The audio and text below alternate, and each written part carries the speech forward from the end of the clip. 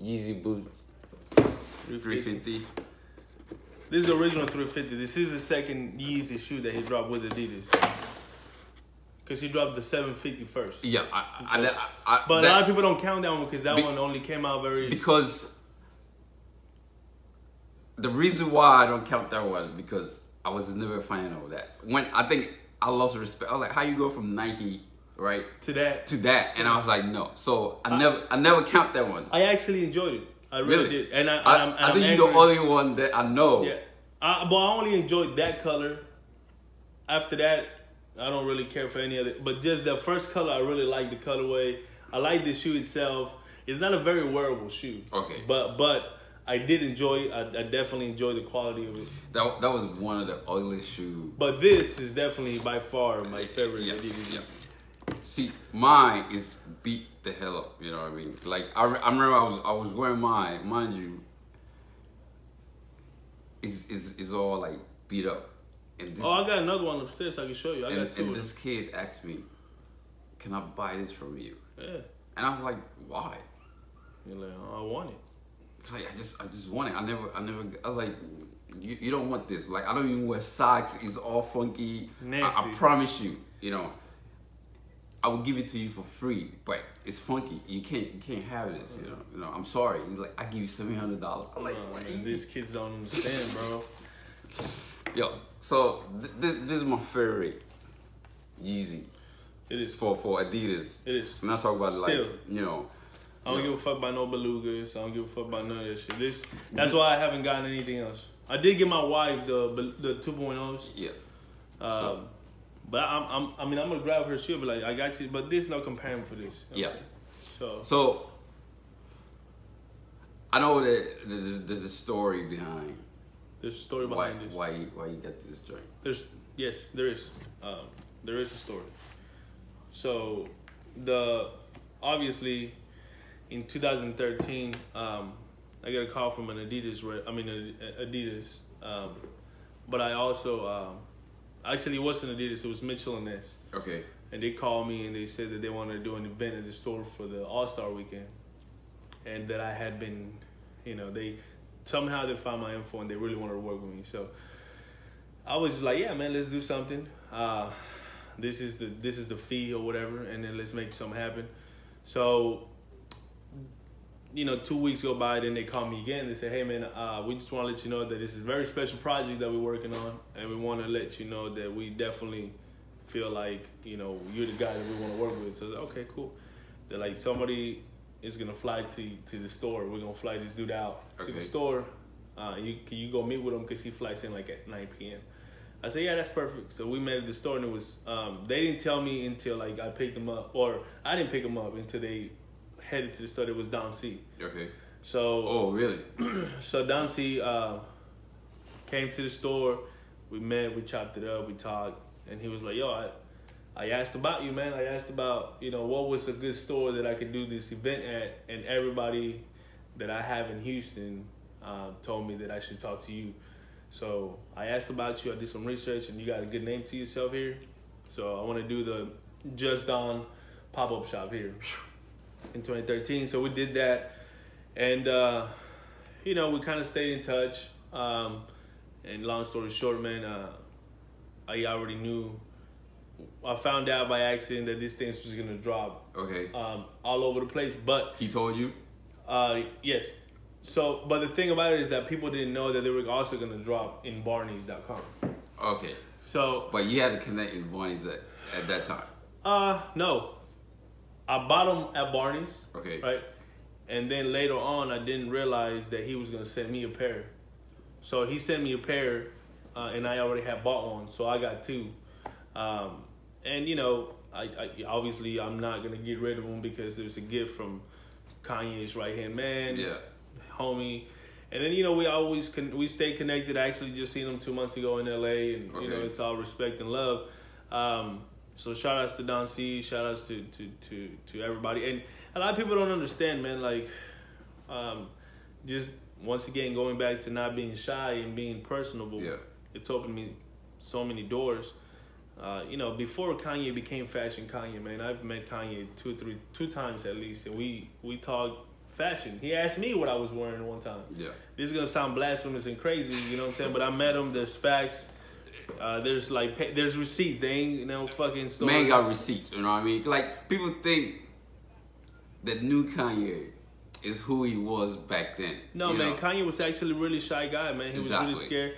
In 2009, he did a showcase for South by Southwest, and they had to hide him in a place. And then my homie, who he knows who he is. My homie used to have a store in Austin. Okay. It was called Complete Clothing. What up, Saul? They called him so they can hide Kanye in his store. Wow. So dude called me, was like, yo, you need to get here. In 20, 30 minutes, they're going to shut the store down. They're going to hide Kanye here. So I went, hung out at the store. They shut the shit down. Once Kanye walked in, nobody could walk in or out for 3 or 4 hours. Wow. And the store was really small. It wasn't a big store. So we had Kanye out to ourselves, man, just talking. Talking. You know, just vibing. And, you know, at the time. Nowadays, it's impossible. Yeah. I had some Linda Farrow glasses at the time back in the day. Yeah. And I remember there was all white, and the thing here would just, the leg here would just be straight. Yeah. And then he had a little wire that would come down here. Mm-hmm. So he was like, yo, what kind of glasses are those? And I was like, oh, this is Linda Farrow. He didn't know about Linda Farrow. So we had a whole conversation. And he was like, yo, those things are sick. You know, and, you know, we just kind of, you know, that was denim Louis Vuitton backpack. You know what I mean? Polo wearing. Yeah, well, he still was. He was I remember he was transitioned. He was wearing a black shirt with a vest, with a denim vest, and with a couple of patches with some denim jeans. Okay. And I forgot what kind of shit she was wearing, but you know, long story short, there's at least in my encounter with Kanye.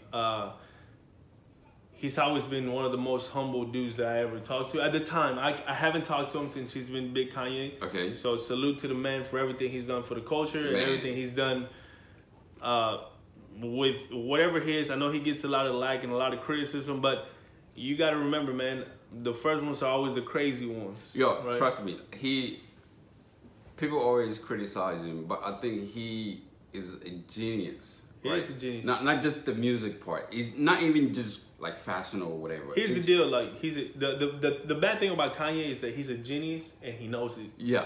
Most people don't know they genius. You know, Albert Einstein was the same way. He didn't know. He was, you know, but he knew he was a genius. Yes. So he pissed everybody off. Exactly. So, you know, at the end of the day, you know, people get crazy, bro, and people double them as crazy, and you know, everybody goes through the troubles and turbulations, and of course, I don't know what his life is like, and I would hate for my life to be magnified like this dude's life under such a big microscope in the media.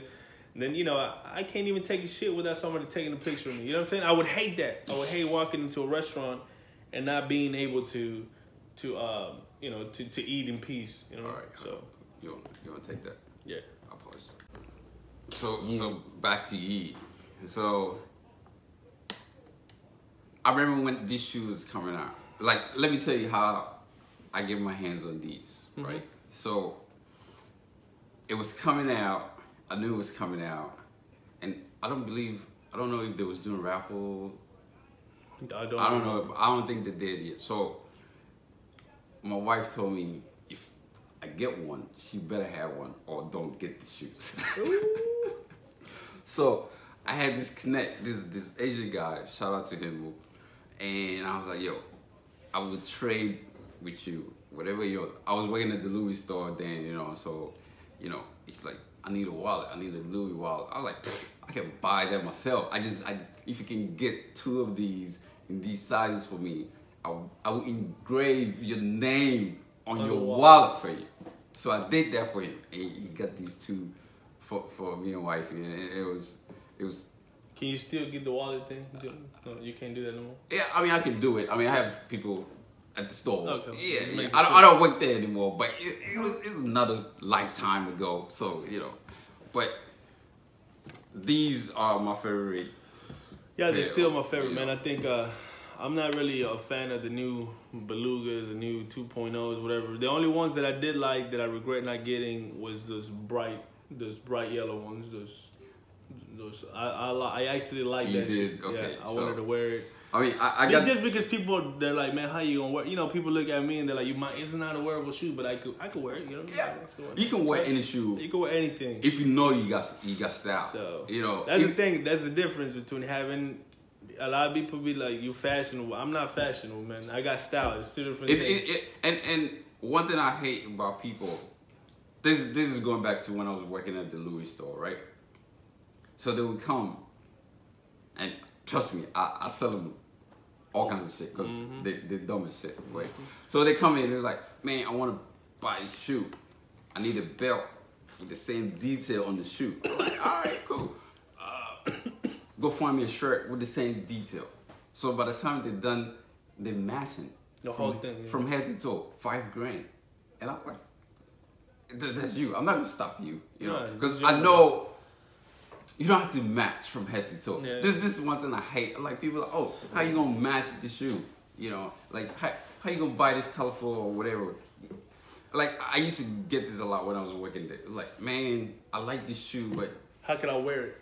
You don't have anything to match? I'm like, what do you mean? I hate that. Let me show you what I have that you can match. You don't have to match. That's the thing, man, like, I don't shop like that. Everybody that always comes to me and they're like, yo, I don't know how to wear this. Or like, I'm like, yo, I don't shop. Like, if I want it, I'm going to buy it. Yes. If I like it, I'll buy it. And then that's it. I mean, I don't think about what I'm going to wear with it. Does this go with it? That's not how I shop.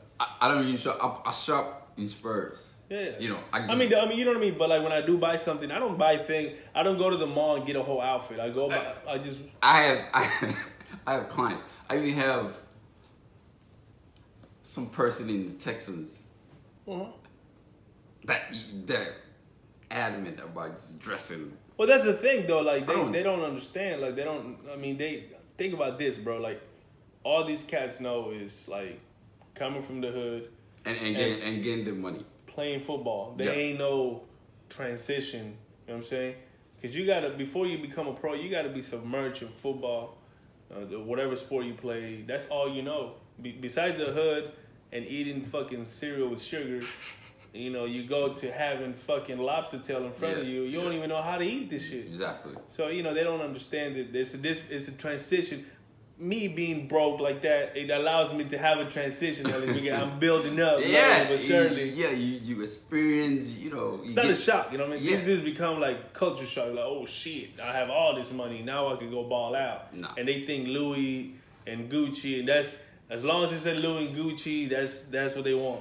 The biggest bullshit is that Supreme Louis shit. I think that was the wackest shit ever. You know, I thought that was gonna be the death of Louis, but for some reason it revives them.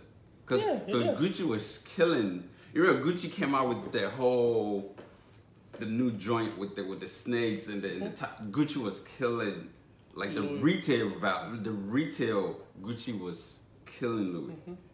So when they did the Supreme and I was like, this, if this works, Kim Jones gonna be the creative genius ever to run Louis Vuitton men's department. Yeah, I mean, I think it was. I mean, in all honesty, I just had to school this lady on. So there was this dude that commented on this thing. He commented on Facebook and said, "I hate that all these dudes wear Supreme now. I remember when Supreme used to just be made for graffiti writers and skaters," and I was like, you know, I can't believe people pay $1,000 for a Supreme shirt. I was like, but here's the deal, my man. Like, because now he's a graffiti writer, but now he's an artist, right? He does paintings and shit. So what I had to make this dude understand, and it's a challenge that I have with a lot of people, is like, I have this dude that's like a street dude, right? Like he's a graffiti dude, paints and shit. But he don't understand fashion. He don't understand anything that has to do with shoes or anything. I had to tell him, Supreme is like your artwork. Yeah. A Supreme t-shirt is worth $40, just like every other t-shirt. A Supreme hoodie is worth $140, just like every other hoodie. What makes Supreme expensive is people. People make it expensive. Yes. Right? Yeah. Just like, and I had to tell him, in the truest form, your artwork that you sell for $2,000 for a fucking frame piece is worth nothing. Exactly. You put value in your artwork. The people put money on monetary value on art and things like that. That's how they see this Supreme stuff. That's what, because people are willing to pay for that. You know what I'm saying? Supreme is not expensive. No, it's not. People make it expensive. Yes. So it's just a thing that people have a misconception that every Supreme shirt is going to be worth $300, $200. Not really. It depends. You know, because nowadays, because I remember Supreme, he came out with the Bape and the Stussy and the W Tabs, Undefeated. You know, all these brands, even Staple. You know, all these brands. It was around the time, but nobody was into Supreme like that, unless you are in the underground skateboard or graffiti artist, and you're a New York kid, you know, then you understand what Supreme is. But nowadays, people think it's like, oh, it's the best thing, it's the new thing. Like, no, it's been there, you know. Nah, I mean, luckily, like I said, man, luckily I just been always in the right place at the right time. You know, Supreme for me is nothing. I mean, I don't even really care for Supreme anymore like that. You know, I mean, I walked into the Supreme store the first time. The first time I went to New York was in 1999. It was the first time I ever walked into the Supreme store. And that's only because I had cousins that were older that were skateboarders. Okay. So they were like, yo, we got to go to the skate shop. It's tight. It's a nice skate shop. We went in there, and that's how I got introduced to Supreme. You know what I mean? But if it wouldn't have been because of them, I wouldn't have been introduced to it. But I understand the craze now, man, and you know, everything that goes up has to come down. Of course, you know, it's a recycle. All right, so let's put this back in the box and move on to the next shoe, all right? So I'll tell you, my man Dave, he got a lot of stories. I mean, he's a cool dude. He's very down to earth. So, you know, you need to listen to what he's saying. So it's gonna be like a long segment. You know, it's gonna be doing part 1, part 2, part 3. So it's gonna be a long process, all right?